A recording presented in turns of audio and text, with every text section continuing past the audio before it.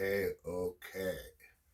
So, let's sum up. Let's sum up and make some tentative conclusions. Well, what is the parapsychological evidence for the afterlife? What does it say about the status of the soul or mind? Is it immortal? Well, it doesn't show that much, of course. That would be much more difficult thing to demonstrate. But it does, show considerable evidence, I would say, of the mind or soul, personality, however you want to characterize it, continuing to exist after death. And if it happens with some people, a skeptic might say, hey, like, maybe this only shows some people, maybe most people just really die, just never come back. Happens with some. I say it's a fair case. This is how it works, right? Like, the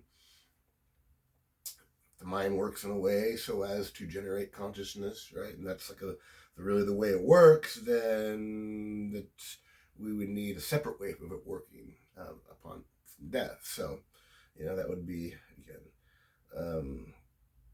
Maybe an unnecessary addition to the theory, right? And we say, oh, well, the mind works in a radically different way, right? In just a handful of cases, right, where it survives death, as opposed to saying this is just how it works, right? It's not, it works obviously through the brain and a very, highly correlated, right, like process, but it's not the brain. It's actually apparently responsible for all. The brain is functioning in some sense, right, as a you might say the transformer, receiving energy and passing it through to the body. But I don't get too far afield in that discussion. But yeah, I think if this evidence is suggesting what it sure appears to be, yeah, there's a decent case. Optimistic about life after death. Of course, we've still got all our work to do. Ask the question of what is it that survives. That would involve like philosophy of personality, philosophy of mind. Which I'll touch on that a little bit at the end of my talk here. So let's consider the evidence firstly in light of what's called the usual suspects by some, which I mentioned earlier. Brade coined that term, I believe. It's fraud, self-deception, cold reading, chance.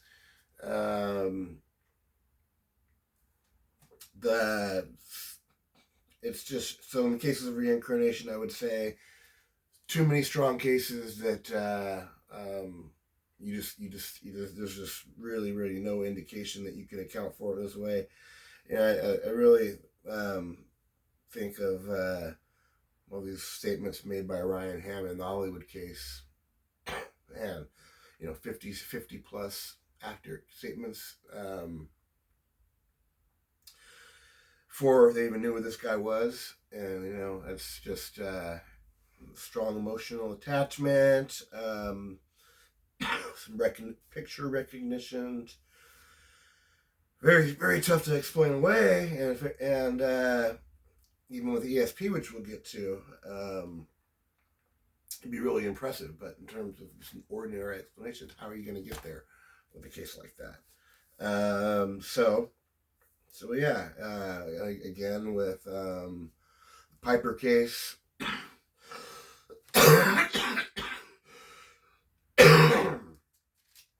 Pardon me. She's rigorously studied this lady for 2.5 decades.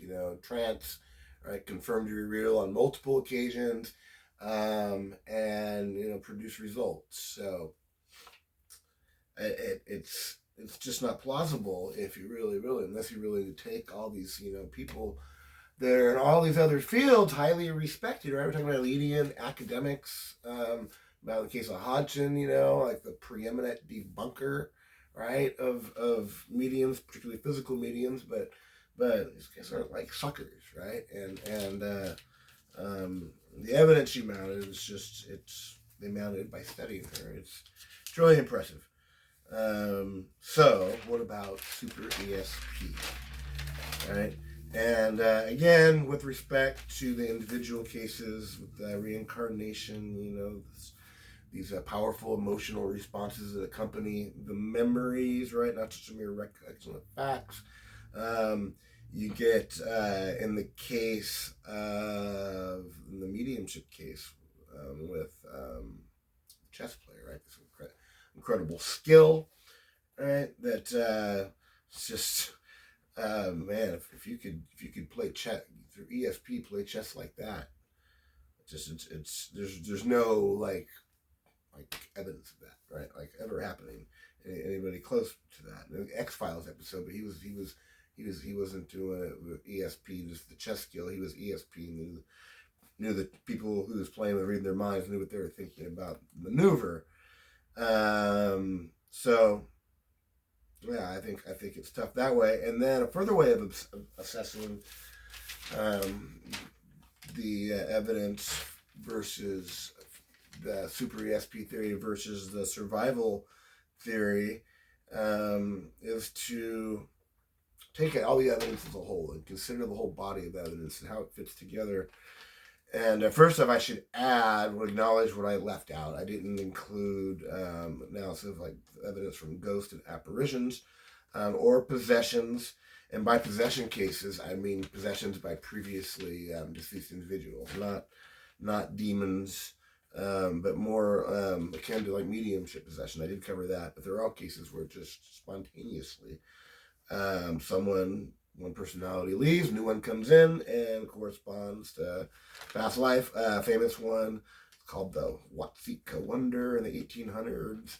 This is happened right in the prime of all this Society for Psychological Research going on. When Leonora Piper was in her prime, they were studying this case, I believe. And as a young lady named Laurency Venom, she basically just disassociates or just kind of vanishes. Her personality does. Says she's going to heaven, and these other, I guess, personalities come to possess her. Like a cranky old lady alternating with another personality, and finally, I think they get a spiritualist involved, and they convince Laurency to like find a suitable replacement.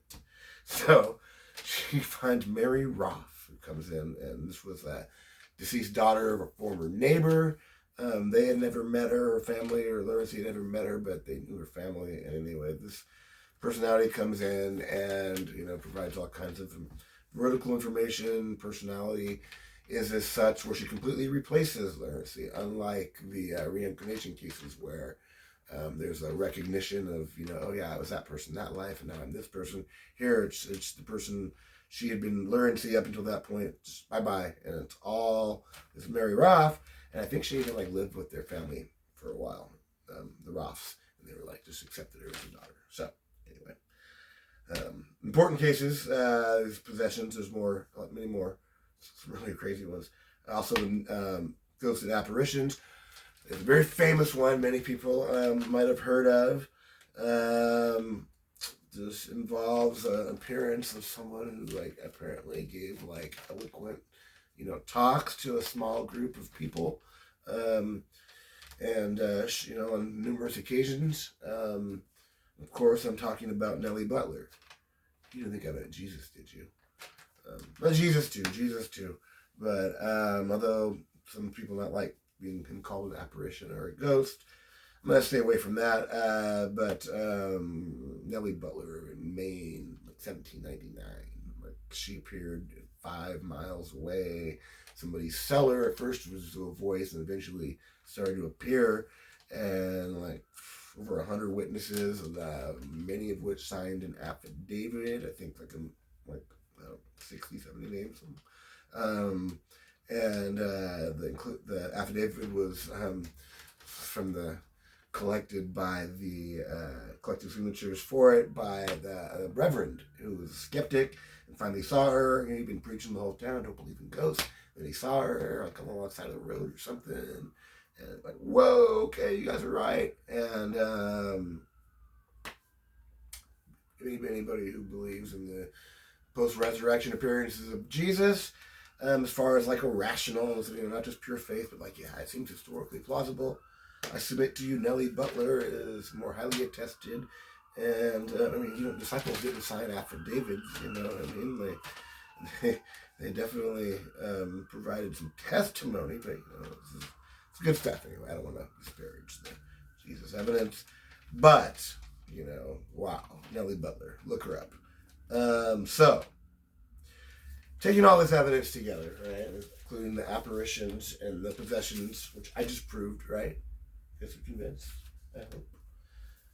I'm looking at my guys here. These are the two main guys I look for like philosophical analysis of parapsychological evidence for the afterlife. Stephen Braude. I've referred to these books a number of times, but I want to bring them out one more time because something interesting goes on here.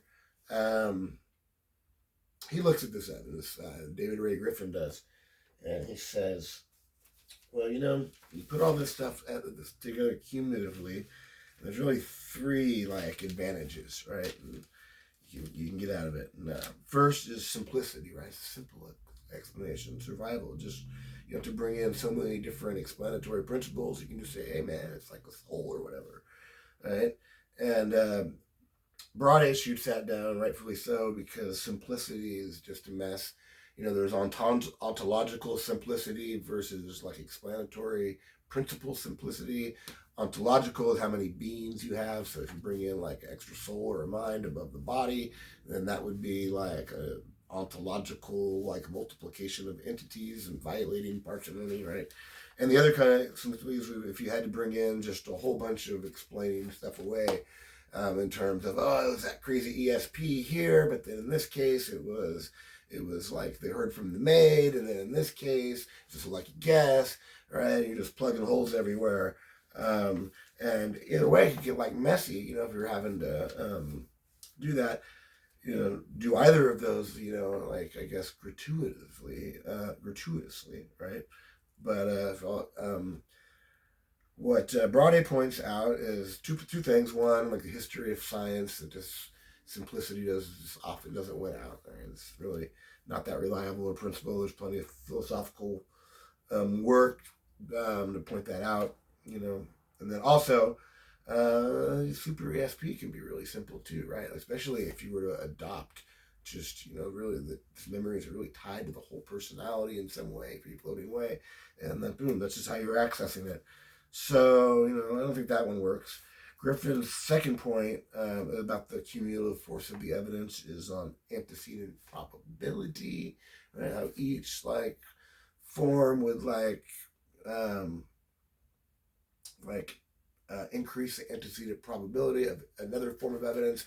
So the reincarnation cases, that provides evidence, which means when you look at evidence from NDEs, you'd be like, oh, well, it's a little more likely because of that, And Broad shoots that one down too, for a couple reasons, but a good one really is that you can make the same case for super ESP. Hey, this really ESP it increases the antecedent probability for more ESP, right? So the first two don't work. The third point, though, that Griffin makes about the mutual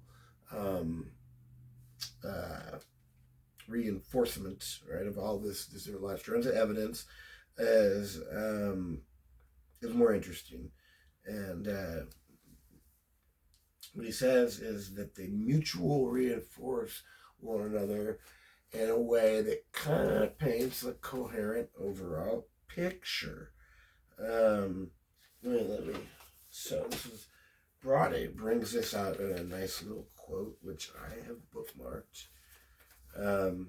This is the point that Griffin makes that Braude likes, and I'm going to read some of it because it's pretty good here. And he says, when we look at the totality of cases, we find diverse types of evidence, again, including the ghost apparitions and the possession cases, which I just briefly covered, And then along with near-death experience, mediumship, reincarnation, right? Like, Broad is going to include hauntings too, but you don't really need them. But anyway, it's just when we look at the totality of cases, the diverse types of evidence exhibit numerous internal connections and similarities. The different forms of mediumship and other essential manifestations of possession share many features, and they likewise bear internal similarities to the reincarnation data. The haunting evidence tends to stand apart from these cases, but it blends by degrees into the evidence for apparitions, which in turn connects closely to cases of OBEs and NDEs, out-of-body experiences and near-death experiences. And some of those latter cases share common features with cases of mediumship and possession. As a whole, the types of survival evidence form a reasonably coherent, if motley body of material. So, you know, and he also says it thinks it's significant that you find these different modes of communication, whether it be through mediumship or through apparitions. But I'm not impressed by that point. But yeah, the general coherence of the evidence is significant, and it the ESP stuff. Again, it comes down for me that, you know, everything we know about, you know, memories, dispositions, you know, and appetites, and, you know, quirks, right? It's indexical, right, to people. That's how we recognize somebody, like, you know, over the phone, through a letter, right? You have to write a really good fake. If you're really going to pull this off for a while. So, you know, like, you know, some memories, you know, with little emotional effect, or, you know, anything that's terribly convincing, you know, it's impressive, but, you know, ESP might work. But man, when you get these like strong, overwhelming emotional attachments, recognitions, and are also, for me, in the reincarnation cases, really significant too. I think it's pretty significant, pretty overwhelming. And then I want to add, for the greater picture and the philosophy of religion, the existence of God debate, it's a kind of theologically optimistic scenario. What do they call it? I coined a term. Theodicical. Theodicy is the word, like justification to the way of design, but a theodicy. And I'm saying, in that sense, there's a coherence of, you got some evidence, strong evidence for reincarnation, strong evidence for pleasant and unpleasant, but either vastly better or vastly worst states of existence. And then you have the ability to communicate in a number of ways. And which is kind of fun, you know, too. And I think I want to add, at some point, you know, enlightenment on top of that as a cherry on top. But it's really extra. But it's important to the whole picture. The whole picture is pretty cool. Now, reincarnation might be like a possible exception to that. I should say, did I write anything on that? Yeah, no. You know, like having, you know, what happens with most of these cases, the children, by the time they're like 6 or 7, they lose all their memories of, like, you know, pre-toddlerhood or whatever. And at the same time, they lose memories of the past lives, more often than not. And that's just kind of how it works in reincarnation. And so, in a sense, you know, some might argue, like, you're not really surviving. You know, like the personality theory of identity, very popular in analytic philosophy. And on that theory, you would finally, like, die out once all those memories, or most memories, fade. Whereas on this theory, you know, where you have some sort of mind, soul, or what they call the further fact theory, yeah, you continue on, but, you know, there's a loss. And there's a loss also, like, you know, if you want to go see, like, you know, departed friends and family members after you died, and you find out, like, oh yeah, they got reincarnated 18 years ago in Pasadena or whatever, you know. You know, like I had, you know, of course, you know, plenty of, you know, family members, friends pass away. I lost a dear friend in a car accident, like over 20 years ago. And the thought occurred to me at some point that he could have been reincarnated. And sure, how I feel about that, right? Like, what if I, ran into this dude and, if maybe I did already, but he's no longer that personality. That was, that was my friend, right? And it's a big loss there. On the other hand, if you don't maybe lose perhaps everything, and and then I like to hope maybe there's some memories that can be gained and regained in the afterlife. So maybe there's hope after all in the grand scheme of things. But as it stands, that's kind of like wishful thinking, I would say. So worth adding to that, but at the same time, there's reincarnation in the is better than not existing at all. Right? I would say. So let's just put it that way. And then you got all the other stuff, the heavenly stuff. If you're good, which actually I don't know that there's really strong evidence for like moral behavior and positive near-death experiences. So I should hold my horses on that. Still, though, the general picture is pretty, I guess, theodicy-wise, encouraging. So, do I want to add anything else? I guess not. This concludes my discussion of parapsychological evidence for the afterlife.